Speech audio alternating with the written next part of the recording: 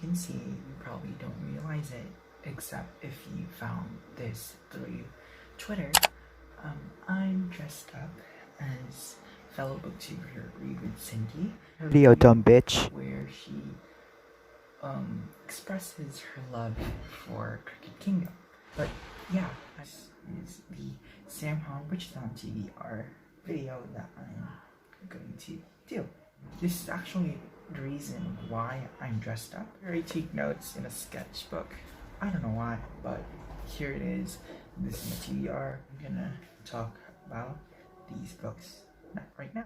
For this readathon, for the WITCHATHON, the first prompt is to read a book featuring your heritage. I read Patron Saints of Nothing by Randy Freeby. This book is about Jay, a Filipino-American teenager who goes back to the Philippines to find out what happened to his cousin June, who died mysteriously, who allegedly was killed due to the drug war. I really enjoyed this book. It talks about many different Filipino problems, issues, and I guess culture, and especially about how the Filipino upper middle class treat the poor.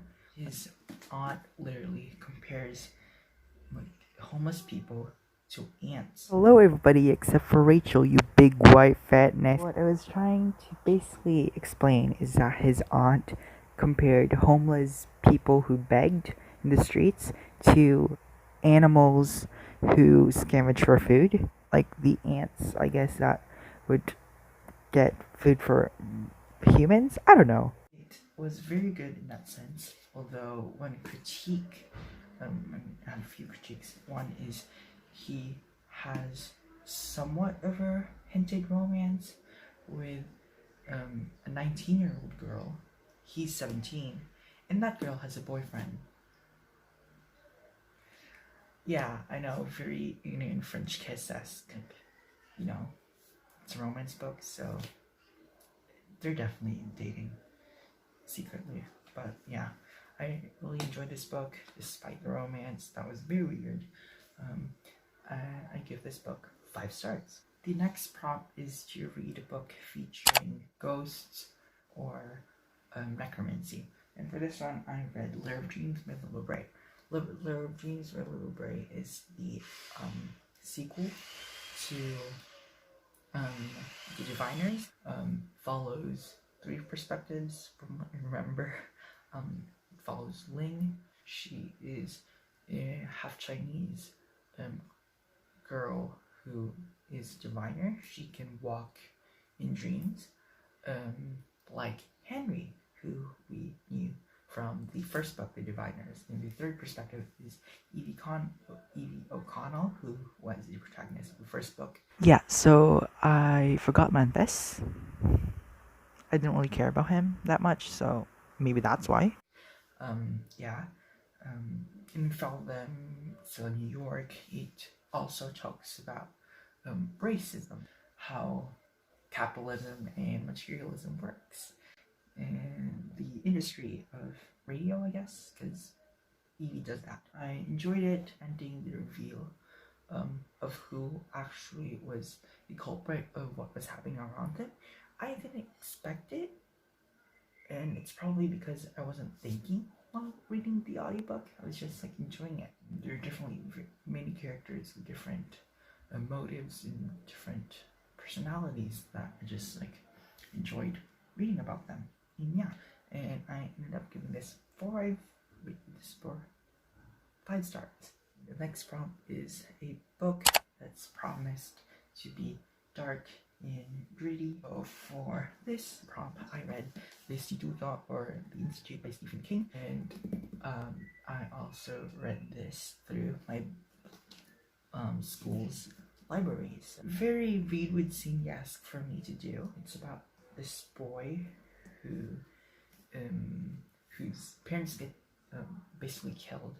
Then he gets transported to the institute where he meets fellow children who with psychic abilities. This is my 2nd or 3rd Stephen King, and I enjoyed it, honestly. Well, some people compared it to Stranger Things in the sense that, yeah, like Elle, he has psychic abilities. What this book will flatten is in a very Stephen-esque way, and the ending felt a bit rushed. There was like action going on, then there were characters being introduced, then like stuff happens, but like, I didn't really care that much. So instead of giving just 5 stars, I ended at 4 stars. The next prompt is to read a book with a pantheon of TVs, or has a lot of TVs, and for that I read Children of Living Bone, or Felipe Sangre, sub by Tommy Adiyan.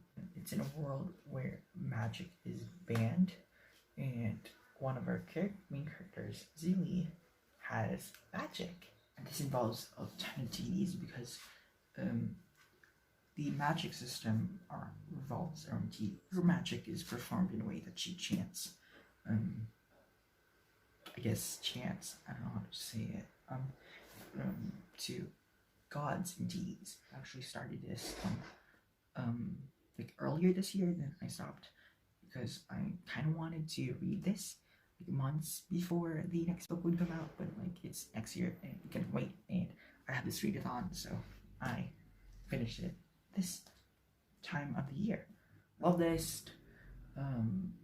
The romance was, yeah, it's fine, but Inan wasn't really the best person, I guess. Problem with this book is only Inan, and because of that, I'm only going to rate this 5 stars. Last but not least is to read a book with fire on the cover. For this one, I read The Good Daughter by Karen Slaughter, because as you can see, there's stick, and I got this from Amazon for like $2 or $3. It was very weird. Like, I purchased it immediately. It's like, I'm not gonna waste this deal. And then like I refreshed 5 minutes after ordering this, and it became $15 for the paperback. So it's like I saved $12. Like, yes, bitch. Yeah. This follows these 2 sisters who reunite because of something that happens in their hometown, where their mother was murdered. How do you explain this? It's very gross and brutal and very graphic.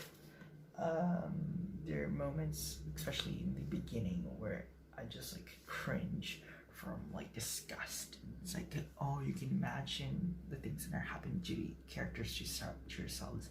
It's like your skin is just like, it's creepy. Hi. Okay. I enjoy this a lot because of the sister bond, but like how the sisters bonded, bantered, and broke their past relationship and began to reconnect after years of being separated. I don't know if it's a spoiler, but it involves a school shooting, so if you want to read about that, then you can read this. Yeah, that's not a good recommendation, but I read for this prompt Karen Slaughter's book The Good Daughter, and I ended up giving this 5 stars. So, and also, if I was too lazy to read The Institute by Stephen King, I could have considered this for the 3rd prompt, because I expected this to be dark and gritty and terrifying. So yeah, for that prompt I would have won. But I'm very surprised that for this like readathon, I ended up reading like 5 books. So these are the books that I read for this readathon. Yeah, and also the 6th prompt is to dress up for Halloween. Ta-da! I even made this heart. I put this with Scotch tape. I DIY'd it. Are you proud of me? You're not proud of me.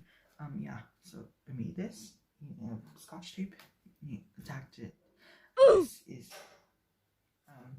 Then this is a shirt that I have. It matched in these parts, I guess. It matched with Cindy's. Then I'm gonna let this down. Then I have this shirt and sticky notes in my hair. Because why not? So I hope you enjoyed this video, and to end this video in a Read with Cindy-esque way, I'm going to ask you to please unsubscribe and unlike this video, because I'm definitely human trash. I'm not even wearing my props. Subscribe to Read with Cindy for being an awesome human being. Congratulations to the promotion. Is it promotion? Well, you're going to live nearby a library, so I guess promotion. So good luck to you. I hope you have a fun time when you move to California.